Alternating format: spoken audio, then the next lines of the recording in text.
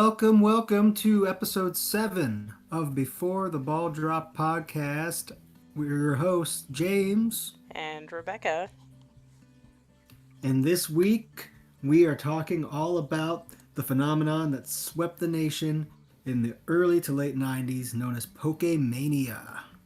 Yes, what a time to be alive during Pokemania. Absolute insanity.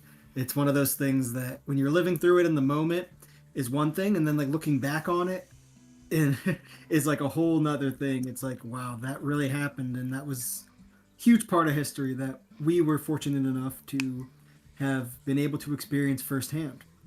Yeah, we experienced all of it. I think we were there for the beginning of Pokemon. Yeah, we were there for the very beginning of it all, and it's one of those things that's there's a few different things that have been in my life like the longest, and Pokemon nearly predates everything that's been in my life because I'm still a huge Pokemon fan to this day. And besides professional wrestling, like Pokemon was one of those things that never left for me, and it's still there, and they're still going super strong, and it's great to see. It's great to see this. It's still just as part of the cultural zeitgeist as it was before, but it all started at this time in the early to late 90s, and that's the time period we're going to be talking about today. I'm pretty excited. I am too. So tell everyone what your first experience with Pokemon was. Like, So, the yeah, the first thing I can remember in regards to Pokemon, I believe was I think the trading cards might have came out later than the games, but I remember the trading cards because I remember at the bus stop these kids were showing off the cards, and I was just fascinated by them. Like me being, uh, autistic as I am, things that are like aesthetically pleasing. So I seen those cards and I was like obsessed. Like I only saw like the energies, like the psychic and the water and all that stuff, and I thought that was so cool. And then I wanted to see more, and this kid showed me his album of cards, and I was like, okay, I'm locked in. Like this is cool. These creatures are cool. Um, they seem super fun, and yeah, I'm into this. I remember asking for cards every time I was at Walmart after that. So I think that was like the first exposure to it, and the video games I ended up getting shortly after for Christmas. I got Pokemon Yellow and I got a Game Boy Color, and it really took off from there. What was your first experience? I just remember these two boys moving in across the street from me, and they were a bit younger than me, but I remember they were playing a game on their Game Boy Colors. And I remember being like, "What are you playing, Justin?" And then he showed me. And of course, in the sunlight, you can't really see the screen too well or anything because it's like Oh yeah, I really remember that. badly lit. Um, so Litten, Pokemon. lit, sorry. um, so he was showing me the game for a couple of hours before my parents came home from work and everything. And I just remember being like fascinated by that because that was around the time that I started getting into video games. So I was like, wow, you can catch creatures and like train them and fight these gym leaders and everything. And I didn't understand like anything about it. I didn't know anything about Pokemon at the time. But like Justin was so into it that he was like educating me on everything, right? So I remember Mhm. just like he let me borrow his Game Boy Color, which I'm not sure his mother was happy about. And I ended up playing through, I think it was yellow, yellow or blue, one of them. But I remember having a great time with it. And then the trading cards followed soon after. Yeah, so yours was in reverse. Trading cards were after the game. For me, it was trading cards then the game. Yeah. Um, I remember the Game Boy Color that I had very vividly is the see-through purple Game Boy Color, which I absolutely loved that about Nintendo. They were the ones that really originated that like see-through technology. Uh, they had it for the N64 controllers as well, from what I remember. Hmm. I absolutely, oh man, just thinking about that is like so nostalgic to me. I loved the see-through controllers, and I love the see-through Game Boy Color that I had. I got Pokemon Yellow for Christmas one year from my dad, and he gave me a guidebook as well that had all the locations in each route. It walks you through the whole game, and it tells you between yellow, blue, and red which Pokemon are in each route. And if you ever get stuck, or if for me, like as a Pokemon gamer to this day, I love to know ahead of time which Pokemon are available in each route. That way, I will spend as much time as I need to on each route in the games to catch everything that's there, at least one of everything there. That way, I don't have to come back to that area again later on, unless I'm like shiny hunting. So that was a very useful thing, and shiny Pokemon weren't a thing in Gen 1. So, but yeah, it was just cool to know what was in what route. The Game Boy link cables that we needed to use at the time was the only way we could trade Pokemon or battle Pokemon with our friends. And when I first seen those in action, that was game changer as well. That was innovation. We talk about innovation a lot on this show, and the link cables was innovative as heck. Did you do a lot of Pokemon trading and battling with your friends through the No, link cable on the controller? no, unfortunately, because I didn't have the link cable. I don't think that my parents really knew what that was either. So I just never got it. I never actually had the chance to play like with my friends. So it was mainly just us playing separately, and then we would like go out and meet each other on the street and be like, "Oh my gosh, look at this! I just beat this gym leader," and all that, which was really fun, but probably not as fun as playing with your friends. Yeah, I feel that. It took me a long time to. It took me a long time to get my own game link cable. I mostly, had to have. There was always that one cool friend at school that had one. It was a kid named Tyler, actually. Shouts out to Tyler. He's a huge Nintendo fan. It was like his obsession from a young age, and he's got to actually now as an adult work some events for Nintendo. At the last I checked, and then he and his husband, they have like literally like this amazing collection of Nintendo stuff. So they're really cool people, and he was one of the ones that really like influenced my like love of Pokemon from an early time there, like kept me really into it because he was the one kid I talked to a lot about it. And yeah, he had the link cable. I remember when we had Gold and Silver Pokemon games out, Gen 2, I caught my first shiny. It was the shiny Hoot Hoot. Never heard a shiny Pokemon before. And he kind of took advantage of me there. He wanted that Pokemon so bad. He gave me $20 and a link cable. I don't think he really took advantage of me after all, because that's actually a good deal for a Pokemon trade. I just Yeah. traded him that Pokemon. He's like, I'll give you $20 and I'll give you a link cable for the Game Boy Advance. I was like, heck yeah. Like, so it works for the Advanced, and I thought that was cool. I remember that. So, in retrospect, maybe he didn't take advantage. I think I made out better on that deal, even though the reason I think it was like, is because of the fact that nobody in our school had caught a shiny in Gen 2. Gen 2 shinies was like super rare because the introduction of them, and I thought it was a glitch in my game when I caught the shiny Hoot Hoot. I was like, this is weird. But then I noticed there's stars next to it on the status screen, and then I showed him at school the next day, and he was like, yeah, that's a shiny, and like that's like super rare. I've never seen anything like this, and you got to trade it to me. So I was like, okay. I mean, $20 in a game link cable, pretty good, especially in the time period. Yeah, that's not bad Was at that all. no? So you know what? Yeah, he didn't take advantage. So sorry to slander you there, Tyler. You didn't. You were great. He also translated the unknown language for me before too, which was really cool of him. From Gold and Silver.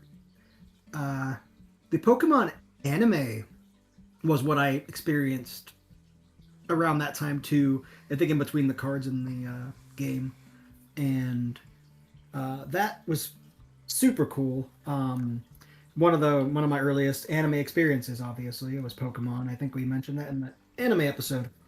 I'm actually looking at this Time magazine right now that I have here. It's covering the 25 years of Pokemon in America, and it says here that so many kids called out of school when the first Pokemon movie premiered that the mass phenomenon was dubbed the Poke Flu. I actually don't remember. I don't remember that because I mean I didn't call out of school for the first movie, but that's pretty wild. Do you remember the first movie? Did you watch it when it first came out? When it first came out, no. Distinctly remember I was friends with one of my neighbors, like best friends almost, and we went to her dad's for the weekend. And I just remember he actually bought the movie for us to put it on, and that's how I first experienced the movie. And it was really sad. Like I cried. Yeah, the part where Ash turns to stone. Spoiler for a super old movie, everybody. But yeah, like he stood up to Mewtwo. Like that's a Ash. Like really, his balls dropped in that. His Pokeballs dropped in that in that Yeah, scene. right? Stood up to the all powerful Mewtwo. He tried to like punch him and stuff. Yeah, that was a sad movie. I don't remember anyone actually calling out though for like the movie itself. Mm-hmm.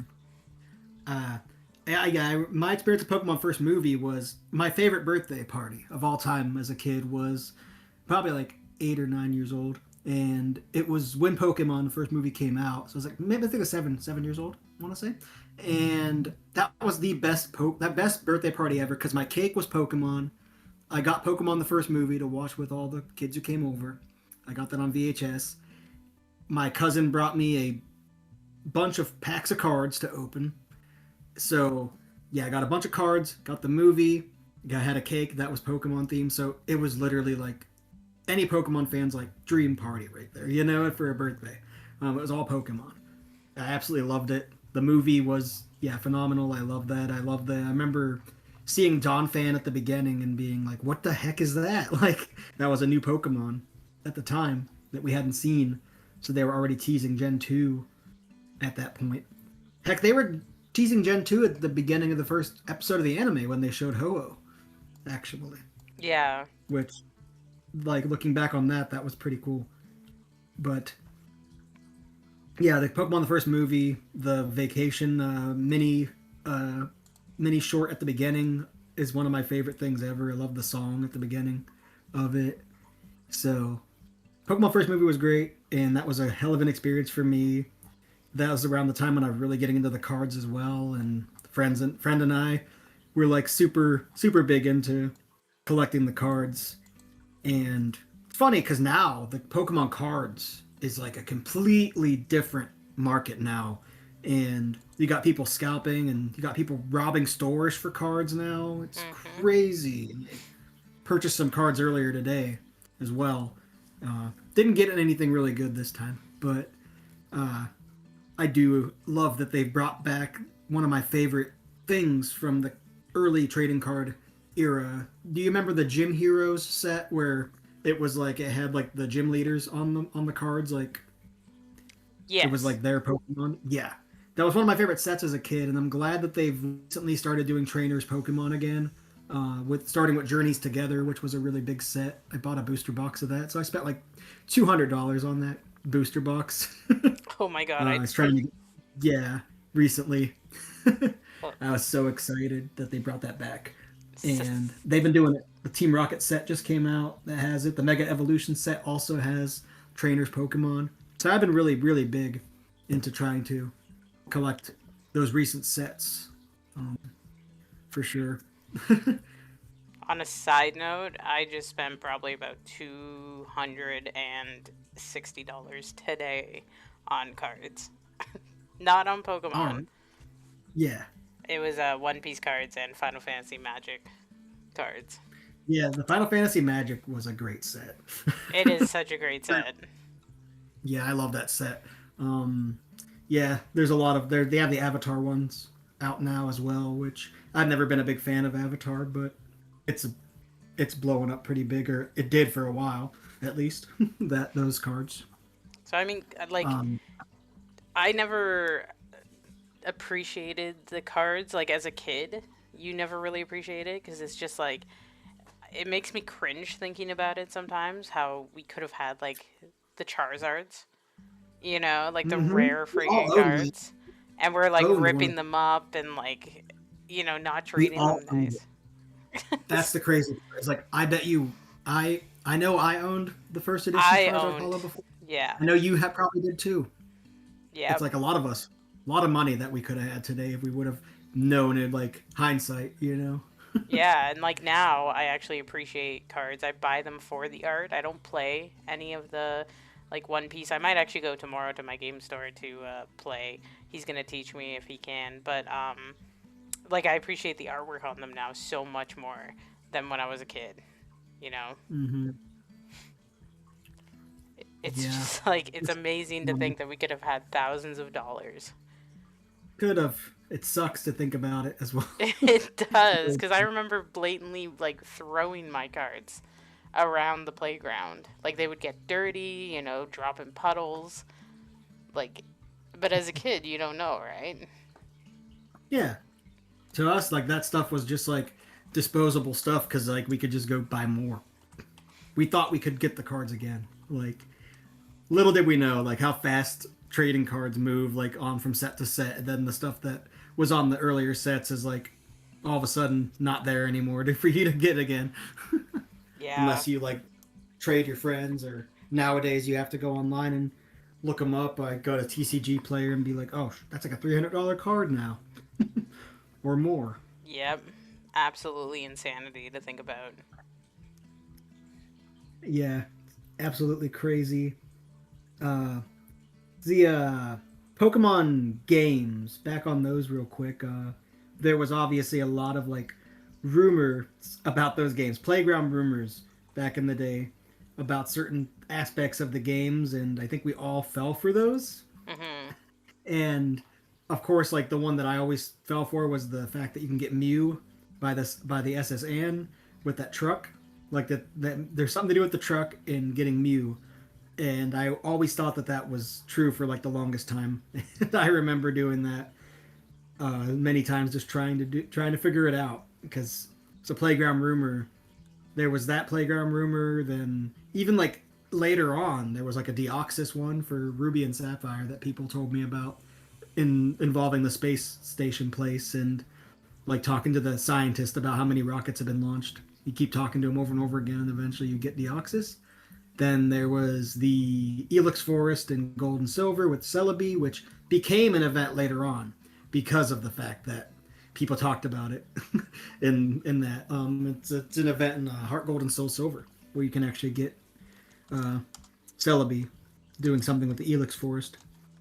But there were so many wild rumors. They said you could get behind Bill's house in the Pokemon Yellow, Blue, and Red games, and I believe that as well. And so much time, you wasted so much time on those games running around doing nothing because like you thought there was like a way you could get something like super mythical.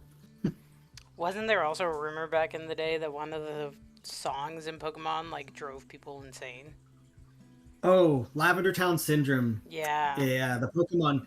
That is a creepy song, but I love listening to it now. The Lavender Town music's incredible. I love it. It's something about the tones that, yeah. I remember one of my favorite Pokemon YouTubers, Tamashi Hiroka, aka Tamahiro, is she did a whole like video about the Lavender Town syndrome, and I think she said like there's definitely like a way that you could get like nauseous from like the certain like different like notes there, like just how they are and stuff. But there was no way that they're obviously like that's all like it's all rumor and like all like I think obviously it's all bullshit is what it is. Like nobody really killed themselves because of the music, like you know. But yeah, uh, it's a really fun song. I really like it. It's creepy, and that just adds to its creepiness. And the fact that it's Lavender Town, it's where the dead Pokemon rest in that tower.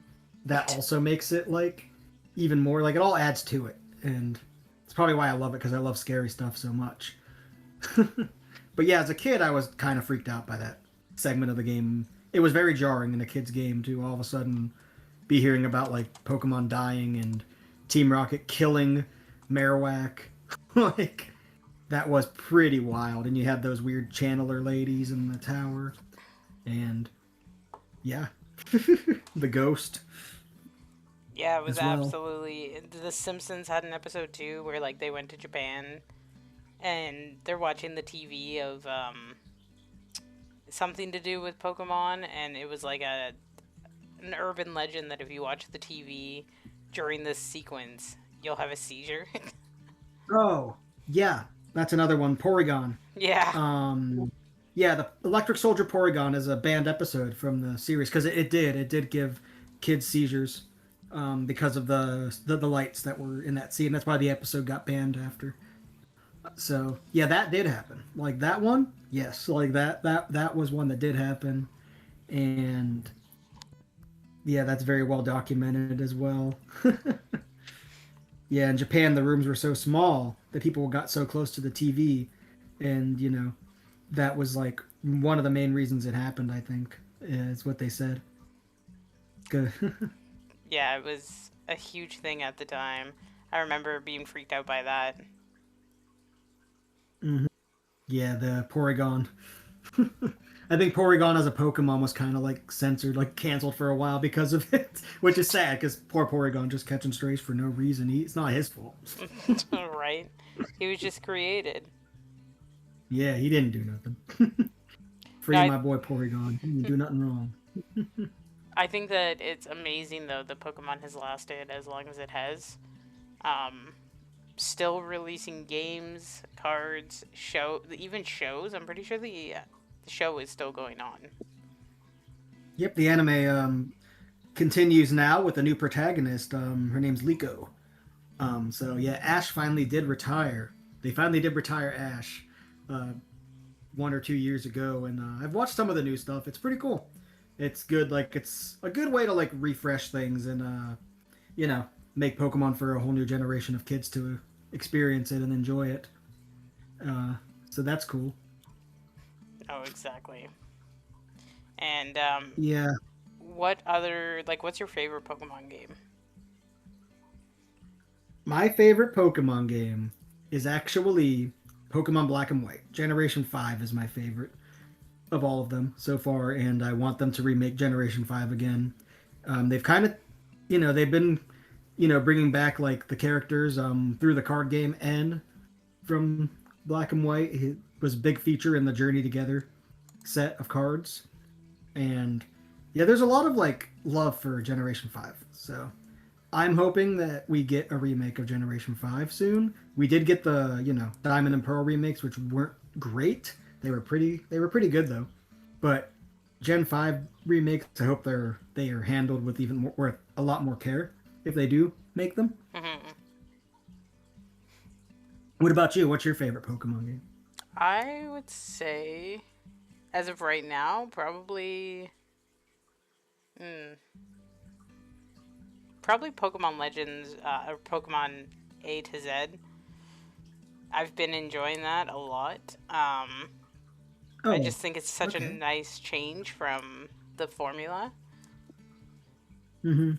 because I found Yeah. that I enjoyed the older Pokemon games, but I also when YZ or Y X and Y came out, I found that I wasn't as into it as um like I used to be. I just felt like they needed to do Mm-hmm. something to change it.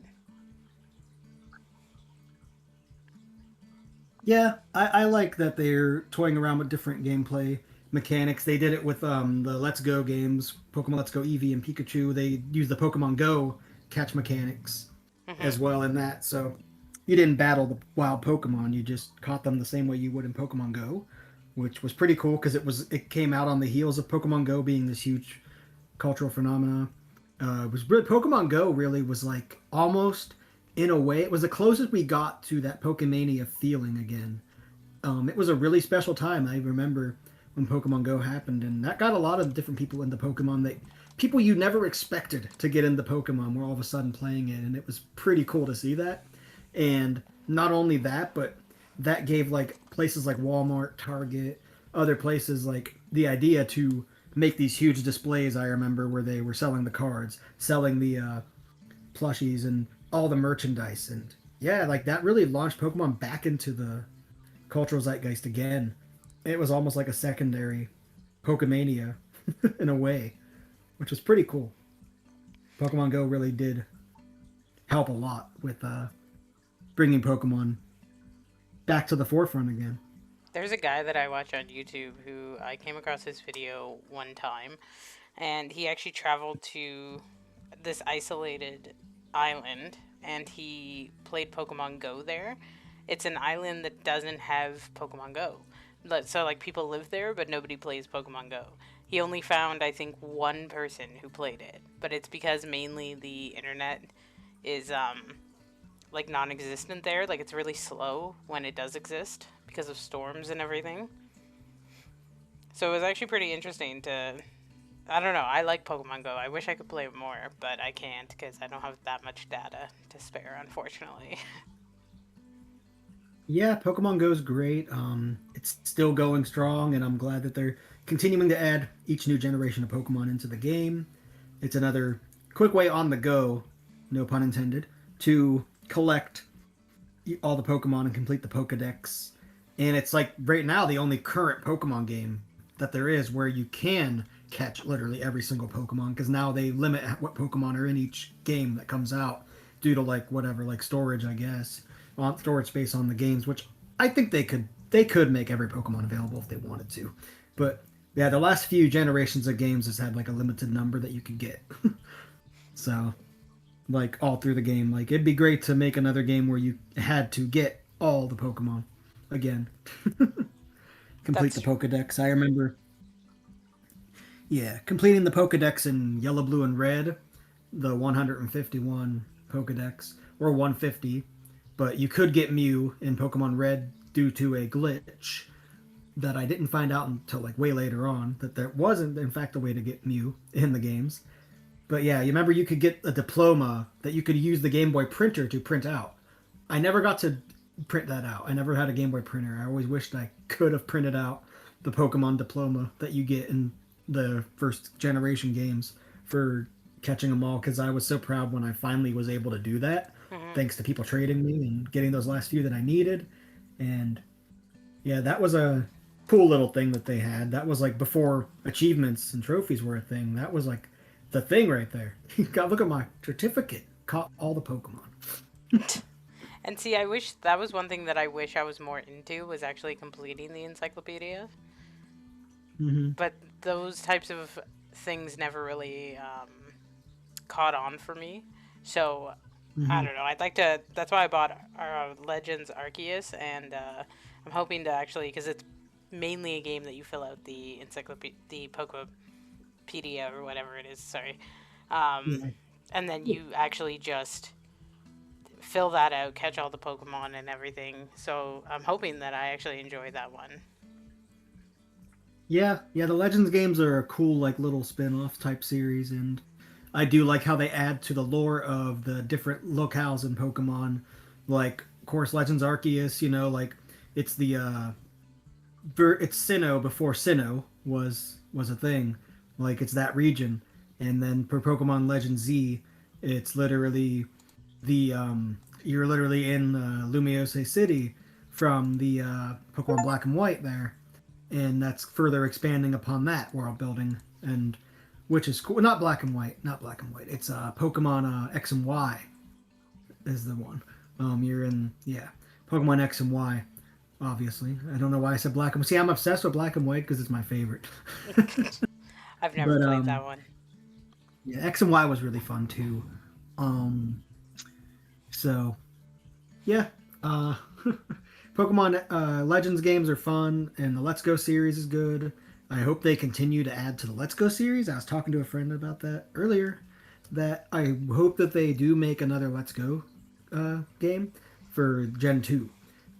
Either that or they somehow give us the Heart Gold and Soul Silver, like port them over to the Virtual Console, which we don't have any DS games on the Nintendo Switch Virtual Console yet. They've only gone up to Game Boy Advance so far.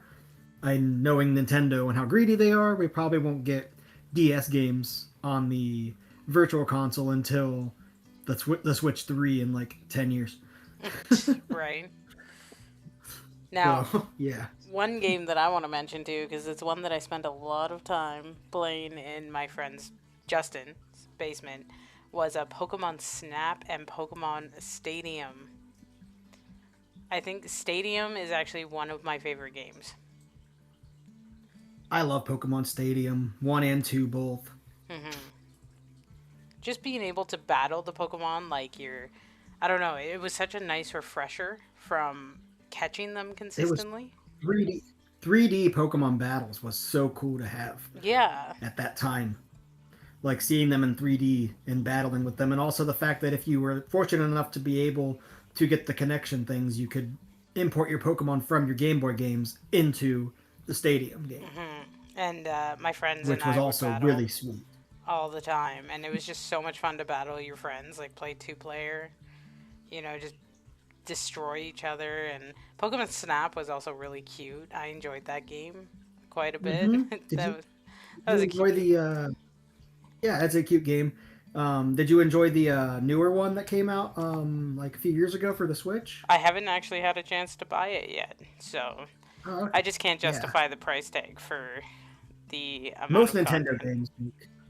Most Nintendo games, it's like I said, they're greedy. You'll see a game for the Switch that's been out for like 6 years that's still full price on the eShop, which there's no excuse for that, in my opinion. Like that's just ridiculous. Like, ugh, I hate that they don't care. Like it's Nintendo. I have such gripes with them. That's why I haven't gotten the Switch 2 because like I don't know. Nintendo, I don't know, man. They upset me. But they're gonna force my hand here sooner or later when the next generation Pokemon game comes out. So then I'll have to buy it. Well, did you get the new one? The AZ? The Legend Z? I didn't get the Legend Z game. I've watched stuff about it and just like I don't know. Like I will play it eventually, but it wasn't something I was like in a super hurry to play. If that makes sense. Uh, Hmm. if it was a new generation Pokemon game, then I'd be all over it. Which that hasn't been announced yet, but once that's announced, I'll probably be like, okay, have to do it now. Around that time, I'll play. I'll probably play Z while I'm waiting for the release of the new game. No, it's been fun so far. It has a very cute French vibe to it. Of course, I'm Yeah, playing it with only Houndour, so it's a bit frustrating. yeah. Which, Pokemon X and Y was my favorite. One of my favorites. Not my favorite because that's black and white, but I love the Kalos region. I love that it's based on France and the whole fashion like aspect of X and Y was something I really enjoyed. That was where they actually, first made it so you could like customize your character's outfit. yeah, and it's one thing I appreciate too is that I always found Pokemon games a bit too easy, and I think that's part of why I didn't enjoy them as much as other games, because I just found you could like blast your way through them. And I think with Hmm. Pokemon Z, or Z, sorry, um, I think that it's really challenging with only one type of Pokemon. Like Scarlet, I was doing fine with Houndours. I was pretty much going right through the battles. This one is actually quite a challenge, and I'm like pulling my hair out. And I can appreciate that though, so I'm not angry about it. I actually quite enjoy that. Yeah, it makes for fun streams and like fun like little challenges because you got to be creative sometimes, and I do think that's awesome. I remembered your Scarlet and Violet one was super cool. I haven't gotten the chance to check out the latest one. You're streaming it, correct? Yes, I haven't Okay. streamed for probably about 10 days, but I'll get back to it. I Definitely need to take a gotta break. get on the ball. I gotta lock in and check it out this time too, um, because it was definitely fun watching you the last time. Yeah, this one Uh, is different. I'll say that. do you remember? I'm looking at this Time magazine still. The Pokemon Heinz pasta. I remember the Pokemon pasta. That was nice. Like that was like the little noodles shaped as different Pokemon. They had a mac and cheese too that by Kraft that was also Pokemon. I remember that all those different food products that they had. Do you remember any of the food products of Pokemon during that era? I do remember the Pokemon Alphagetti. That was cute. And Mm-hmm. I remember the Pokemon snacks. So they had like little, um, not necessarily like shaped like the Pokemon, but you could get Mm-hmm. gummies with like the Pokemon on the package, and it would be like Pikachu's snack, Pikachu's power snack. That's awesome. Yeah. I remember like similar stuff. I remember the Pokemon suckers, like the lollipops. They were like the blow pops, like, and they had the wrappers were Pokemon adorned, and I try to buy as many as I can because they each came with a little slip, like that was kind of like the slips you'd get in the Bazooka Joe bubblegum that was like a comic strip, Hmm. but instead of a strip, it was literally an illustration of a different Pokemon and what number they were in the Pokedex. And I remember getting Machamp, like, 'cause the one that stands out is the Machamp one. Like, I just remember him for some reason. But I remembered I kept on wanting to buy as many of the suckers as I could. I was like, man, so they really, it was smart way to market those suckers because, I mean, if you want to get all 150 Pokemon, you're going to have to buy like thousands of suckers. Yeah, right. It, Smart, very smart. The gotta catch 'em all aspect is like something that caught me. Like, like you said, like you didn't really like put too much stock into like collecting like the entire Pokedex in your games, but like, yeah, gotta catch 'em all. When they said that, my autistic ass, I locked the fuck in. I was like, I gotta do this. I gotta get everything. Gotta get all of them.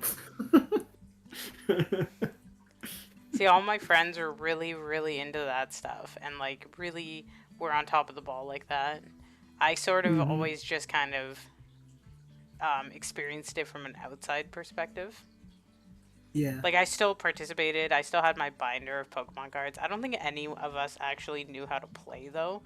I think we just Mm. threw cards at each other and expected, not literally, but like threw the cards down and then expected to just kind of go along with it because I don't think any of us actually knew how to play, like on my side. Yeah, which is crazy because finding out later on in life when I got into Magic the Gathering, um, Pokemon is like the easiest card game to play, and I love that for that fact because I can teach people how to play it within like 5 minutes. Like it's like a 5 minute like tutorial teaching someone how to play Pokemon. Pokemon's an easy card game to play, and I wish I would have known that as a kid because I just didn't have the patience to play the card game. I collected them, but now I play it and I enjoy it a lot, and I love building decks and battling people because I'm a huge Magic fan, and Magic's like the most complicated thing ever.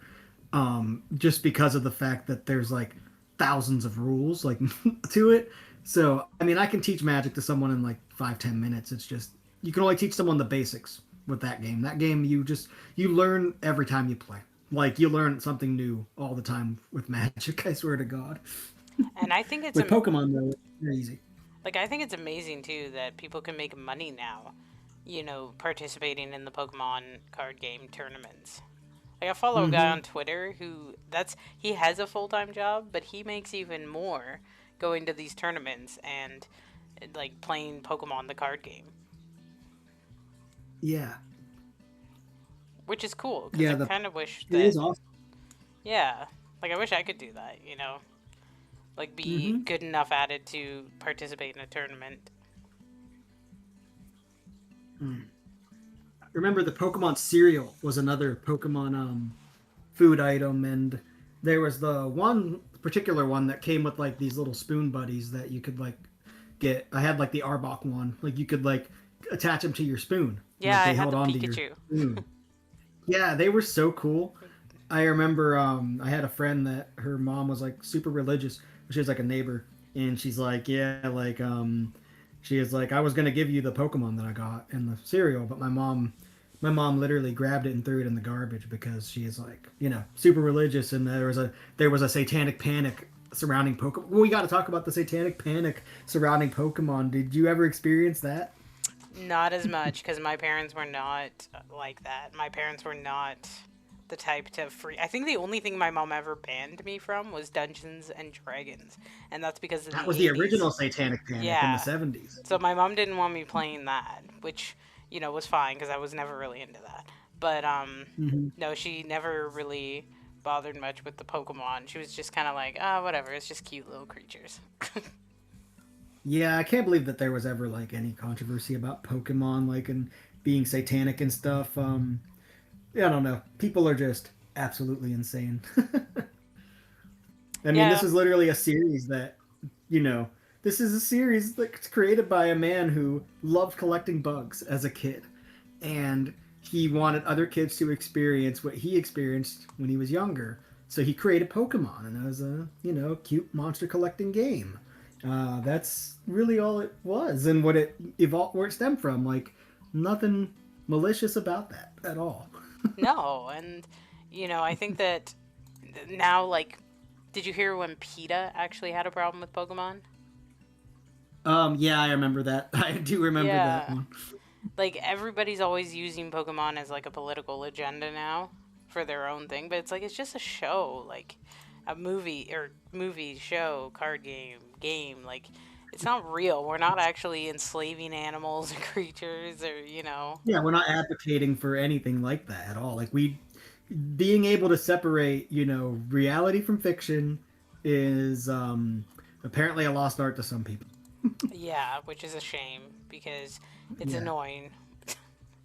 Uh, Another controversy that I remember is, do you remember for the longest time Kadabra wasn't in Pokemon? Like they weren't making trading cards of Kadabra or showing it in the anime. It was just Abra or Alakazam in the anime and the cards. Only in the games you could see Kadabra, and that was because Kadabra's Japanese name translated to Geller, and that was based off Uri Geller, the famous magician who could bend spoons, and he like sued them, like he went after them for using his likeness without his consent, and that carried for a long time until they finally dropped it and let Kadabra back in. But for the longest time, you didn't see Kadabra anywhere. That's actually really Weird. funny. I didn't know that. Yeah, because of Uri Geller. See, James Randi was right about Uri Geller. Uri Geller's a big funny,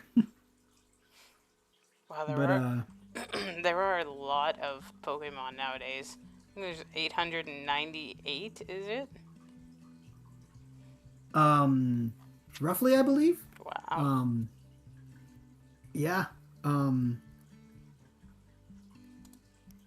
yeah, I think so. The only way I could see this is on my Pokemon Go. If I have to look it up. How many Pokemon are there in 2025? 1,025 unique Pokemon in the national dex now. Which the more they make, the less likely it's going to get that we'll ever be able to have a game where you could get that many of them recorded into one Pokedex. But it's nice to dream a bit of a day where we could do that again. I wouldn't mind completing the whole Pokedex. I mean, Pokemon Go right now, like I said, is the only game where you can do that. Yeah, and certain Pokemon are like locked to certain regions, right? Certain regions, yeah. So you'd either have to, do something illegal like the spoofing your location to get them, or know people from other parts of the world, or like people who've been to those parts of the world to get the game, to get the Pokemon. So yeah, there was a period of time where I did use the GPS manipulations just to catch certain Pokemon until my account got flagged for it. So now I'm never going to be able to do it again, or else I'll risk losing my account, and I can't do that because I've had it since the game came out, and I have a lot of Pokemon, a lot of shinies and everything. I ain't gonna lose my collection. I So actually, yeah. yeah, I have a funny story with Pokemon Go because I went to South America when Pokemon Go, it was just after Pokemon Go actually became big. And my friend that I was visiting, her and her friend were always playing it, like just obsessed with it, right? Um, Hmm. and we went for a trail hike, and I wasn't on my phone because I couldn't get data. I was in another country. But they were like playing, trying to conquer this gym, I guess, at the time. And it kept being taken over. And they're like, who is taking this over? There's no one here but us. And they were getting so angry. And then suddenly a park ranger walks by and he's like, it's me. And just like, just out of nowhere, this Oh my guy. god, that's awesome because it's almost like art imitating life, or life imitating art in a way, because like you remember in like the Pokemon video games, like the cops and like the guards and stuff sometimes were like trainers. Yeah. Like you didn't expect it. Like you're like, oh shit, this cop just found me and he wants to battle me, and yeah, like that's kind of funny. Yeah, like I didn't know what was really going on because I didn't play it at the time. But like they were getting so frustrated, and then to just have this park ranger come by and be like, "It's me," And they started laughing, and they're like, "Let us have this one victory, please." And like, he's like, "I own these parts." That's awesome, man. Yeah, like I said, people you never expected got really big into Pokemon during Pokemon Go, Oh and yeah, that's super cool. yeah. This guy was probably like in his 50s. Like everybody plays Pokemon Go. It doesn't matter anymore, you know. This is an insane figure here. By the numbers, it's in this Time magazine I have. When it comes to total dollars earned through merchandise, box office, television, and games, Pokemon is the highest grossing media franchise of all time. So, Star Wars, as of the printing of this magazine, which was like a year ago, 2 years ago, Star Wars was sitting at 68.7 billion. Mickey Mouse and Friends, 80.3 billion. Hello Kitty and Sanrio, 84.5 billion. Pokemon over 100 billion, which is crazy because Hello Kitty and Sanrio was in this 1974, Mickey Mouse was 1927, and Pokemon just in the 25 like the first 25 years that it was out. Yeah, it made over 100 billion more, so it made more than Hello Kitty, Mickey Mouse, and Star Wars, which is absolutely insane figure right there. That's doesn't surprise me though because Pokemon is huge everywhere. Yeah, exactly. I mean, you go to the most isolated area and somebody's going to know what Pokemon is. Mm-hmm. You know, so it's become like a worldwide phenomena of just everybody knows. Yeah, it's crazy, and yeah, it's definitely something truly special that we're definitely blessed to be around, like at the same time as it's around for, and it's really cool because there's just like it's got no signs of slowing down anytime soon, and I'm glad that it's something that's always evolving, as this fourth chapter of the magazine says. Great little pun there for Pokemon. Yeah, and like it was Um, great growing up with Pokemon because it was the first like it was the first time that we were actually there for something before anybody else. You know, like we literally were there in the conception of Pokemon. yeah, it's cool to be. It's very rare that you get to experience something like that firsthand and be a part of it for its entire life cycle, and it'll exist. I like to think it'll exist and continue far beyond us, like our lifetime. Oh, probably. I don't think Yeah, they're slowing down anytime soon. no, it's pretty cool. It's definitely a one of a kind franchise, and I like to tell people that like about like the Shin Megami Tensei, when it like that it's like the like actual like premier like monster catching monster catching and taming franchise because it came out in '87, Hmm. so it predated Pokemon. And I'm actually playing Raido Remastered right now, which is a Shin Megami Tensei game. Um, so when people are big into Pokemon, I always tell them to check out Shin Megami Tensei games because those are also really cool.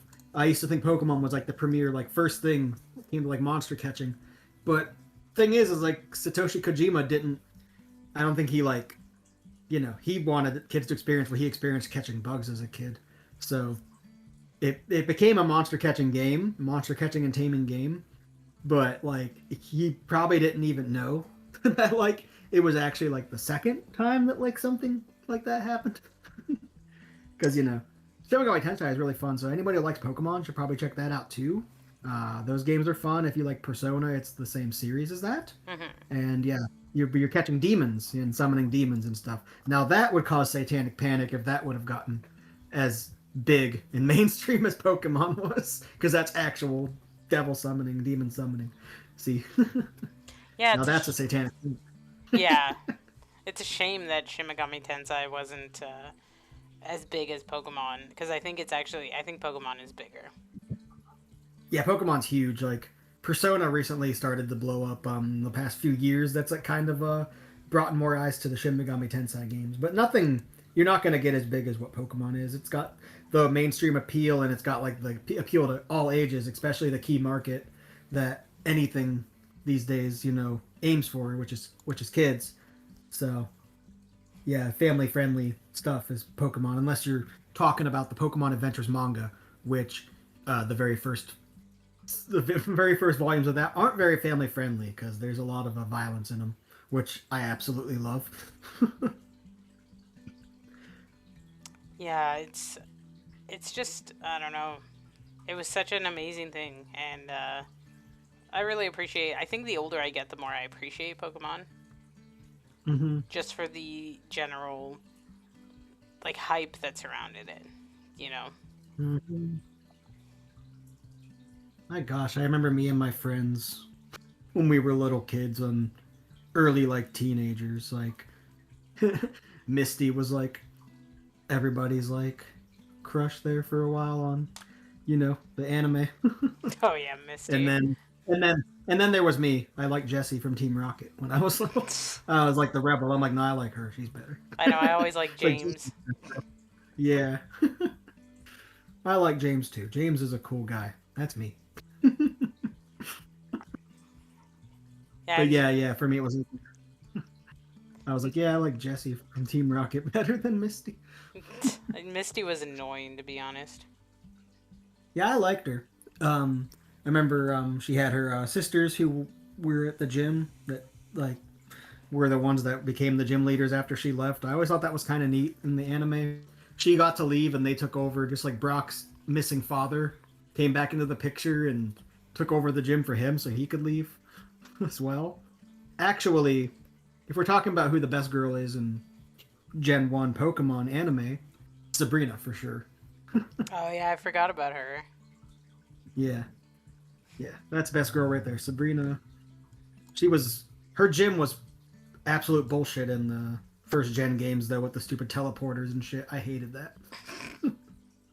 I hate it even now just thinking about it. Like that shit pissed me off. God damn. At least my book like told me how to get past that part too. Luckily in my guidebook that I had. So that was good, but like when I played it without the guidebook, god damn did that piss me off. Like you're still best girl, Sabrina, but god damn that your gym is bullshit. Like why the fuck did you do this? Right.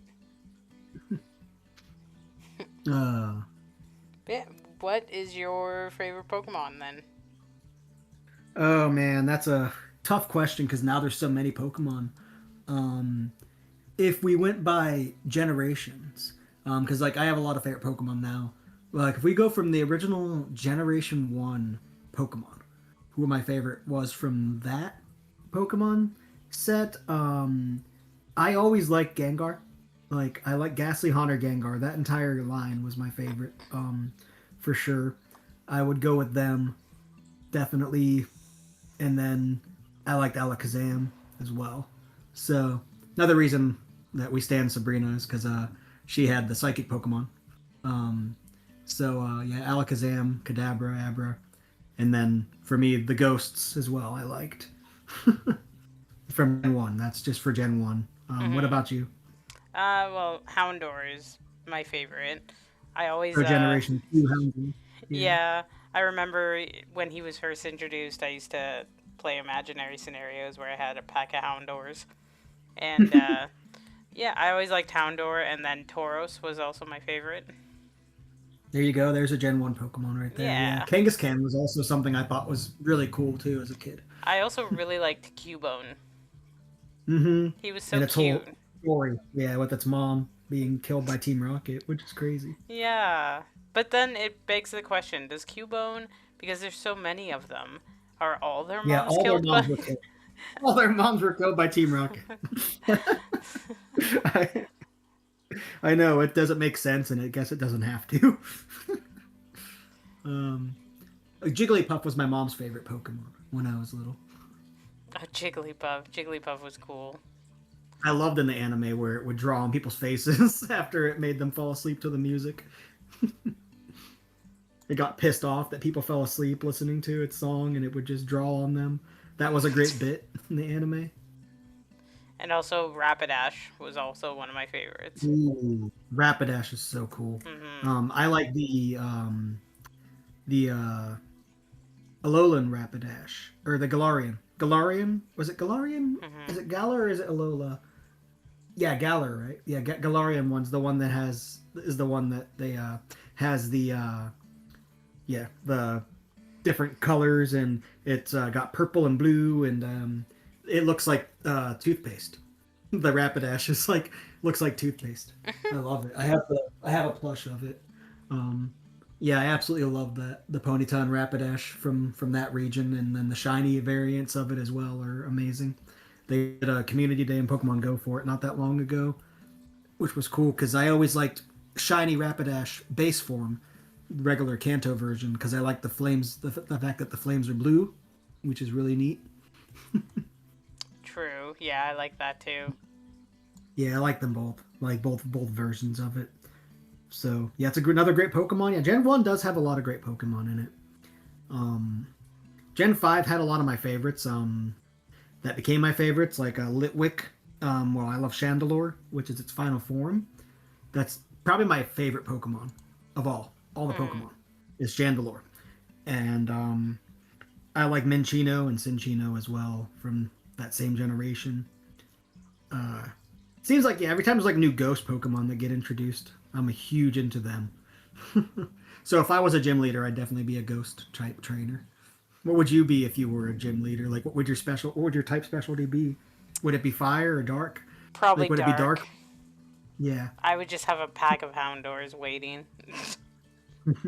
that'd be great. 5 Houndours and then 1 Houndoom as your final Pokemon. Yeah, the alpha. Yeah, that'd be pretty dope. Yeah, I think we all pretended to be gym leaders as kids at some point. I remember in school, I've made badges, my own badges, and like I'd cut them out, and we would have Pokemon battles in school with the figures. We would bring our little figurines to school. Yeah, I know, which was stupid because we'd scoff them up pretty bad. They invented this type of gym battle format where we would hold the Pokemon in between our index finger and thumb. We'd hold the figure, and then we'd give the other kid 10 shots to knock it out of our hand. You just do. Okay, now it's time for my 10 shot. And then you couldn't readjust your grip on it. If you started to lose the grip a little bit on it, you had to leave it how it was, like almost out of your fingers. And then yeah, we'd do that until we knocked like 3 Pokemon out of each other's hands, and that's how we determine the winner of the battle. And I'd always hand out the gym badges to the kids that beat me. I thought that was pretty cool. Oh, that's pretty cool. Yeah. Yeah, that was a fun little thing we did. So yeah, there was that as well when it came to the figurines. I used to love collecting those as well. I McDo- still have, I still buy little figurines and other things of Pokemon, especially impulse buys. I just see something and I'm like, oh, gotta have that. If it features one of my favorites, especially like a ghost type Pokemon, I was like, I need to have that. I Or remember when plushies. McDonald's too came out with their little line of Pokemon toys. Yeah, McDonald's and Burger King Pokemon toys. Nowadays, I have a friend who's a huge collector of vintage games, and he sells games. He buys and sells games from like all consoles, but he's big into like the vintage stuff, especially. And he recently completed his collection of the original like Burger King toys or McDonald's toys, which was when they had like those golden cards that came in the little Pokeballs as well. Like he had that whole set. He has the whole set of the little keychain Pokeball Pokemon as well, and he collected a lot of. He got a lot of those original collections, which it's really cool because like seeing him post about those was like so nostalgic to me. Like I remember when these came out. Like so does he because he's same age as me. So that's one of those cool things, chasing down something from like the time period. It's So true. it's really cool that he was able to get all that. Yeah. Things that we had kids again that we took for granted when we had it. No, it's true. Hmm. And yeah, that's any other memories you have with Pokemon? um, there's a lot, honestly. But like, I remember when Pokemon Coliseum came out for the GameCube, and how that was a huge deal because I love Pokemon Stadium, and yeah, Coliseum was insanely good. So was the sequel to Coliseum XD Gale of Darkness. More fun 3D Pokemon battling games. Uh, and all the other Pokemon movies as they would come out, like 2000 and then Pokemon 3. Scholastic book fairs at school. I would always look for anything Pokemon related. I would always get Pokemon books uh, during that time as well. There was a lot of books, like novelizations, and I thought that was kind of cool. Do you remember any of those books, like the Pokemon books that were like novelizations of like the episodes and stuff like that? Oh, absolutely. I used to rent them from the library all the time. Yeah, like I thought those were cool. Like that was so neat. Yeah, the different like chapter books that came out were something I was big into. So that's another great memory. Was looking forward to that at the Scholastic Book Fair. Everybody else be getting their Captain Underpants, Amelia Bedelias, and stuff like that. But I'm going for the Pokemon stuff, man. Yeah, right. But yeah, that was pretty much my experience with Pokemon. Like it was a huge thing, but I was sort of just an outside perspective during that time. Yeah, yeah. No, Pokemon super special time to be alive, and the fact that it's still going is great, and the fact that I'm still a big fan of it and collecting stuff related to it and playing the games. It's awesome. So yeah, Pokemon kicks ass. I mean, what else can we say other than that? Yeah, I think that's that's pretty much it, right? That sums it up, right? Yeah. Yeah, and other than that, I mean, I don't really have anything else to add to the Pokemon Mania. um, yeah, it's another one of those things where it's like there's probably way more ground that we could cover, but we hit the bases like some of like the key. We hit like the key like bases for sure, and brought up a lot of our memories, and that's what this podcast is actually really about. Is like uh, our memories with things and experiences, and people who listen in will have their own memories and experiences, and maybe some of the stuff we mentioned will resonate with them, and will be something that unlocks some of their memories that they might have forgotten about as well, or younger people who weren't around when it first happened, they get to at least hear some firsthand experience of what that was like. Yeah, exactly. So for sure, I mean, this has been another really fun discussion. I was thinking about it, for the weeks leading up to it, and yeah, I didn't want to leave out like anything super important.